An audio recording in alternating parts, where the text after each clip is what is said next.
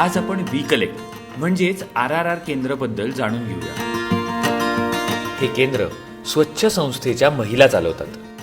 पुण्यातील औंधमध्ये महानगरपालिकेने दिलेल्या जागेत हे केंद्र स्थित आहे।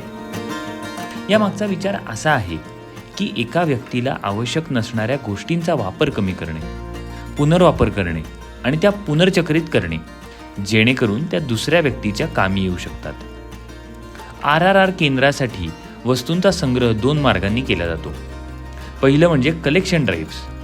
प्रत्येक महिन्यात विविध सोसायट्या किंवा निवासी भागांमध्ये या ड्राईव्स आयोजित केल्या जातात आणि नागरिक त्यांच्या वापरात नसलेल्या वस्तू इथे देतात।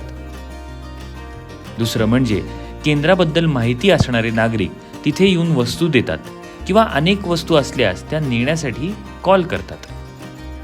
एकदा वस्तू मिळाल्यावर त्यांना अनेक प्रकारांमध्ये विभागून घेतलं जातं, जसे की कपडे, फर्निचर वस्तू, सजावटीच्या वस्तू, पुस्तके इत्यादी।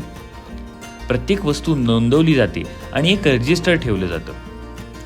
पुढील टप्पा म्हणजे वस्तू स्वच्छ करणे आणि दुरुस्त करणे। जर काही गोष्टी दुरुस्त करण्याची आवश्यकता असेल, जसे की फोटो फ्रेमला काच किंवा दोरी आवश्यक असेल, तर हे दुरुस्त केले जाते। त्यानंतर वस्तूची स्थिती आणि अपेक्षित मूल्याच्या आधारे एक किंमत निश्चित केली जाते आणि ती प्रदर्शनासाठी शेल्फवर ठेवली जाते। हे केंद्र रोज सकाळी 10 ते संध्याकाळी 6 पर्यंत चालू असतं। स्वच्छ संस्थेची 10 ते 12 लोक या केंद्रात काम करतात आणि वस्तूंचं संकलन करायला स्वच्छ संस्थेचे 50 इतर प्रतिनिधी शहरात ड्राईव्ह घेतात। आपण बाहेरच्या देशात थ्रिफ्ट स्टोअर म्हणून खूप कौतुक करतो, पण हे जे आपलं स्टोअर आहे ते आधीपासून खूप ही कन्सेप्ट आहे। सो ह्याच्यासाठी करतो की जेव्हा कस्टमर येतो तेव्हा त्यांना जी वस्तू हवी असेल ती त्यांना व्यवस्थित जागेवर मिळेल।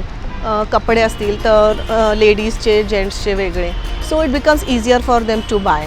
आणि जसं डिपार्टमेंटल स्टोअरचं कन्सेप्ट असतं की जेवढं आपण जास्त वस्तू बघू तर तेवढं जास्त परचेस होतं। याचप्रमाणे आपण देखील आपल्या शहरामध्ये RRR केंद्र चालवू शकता।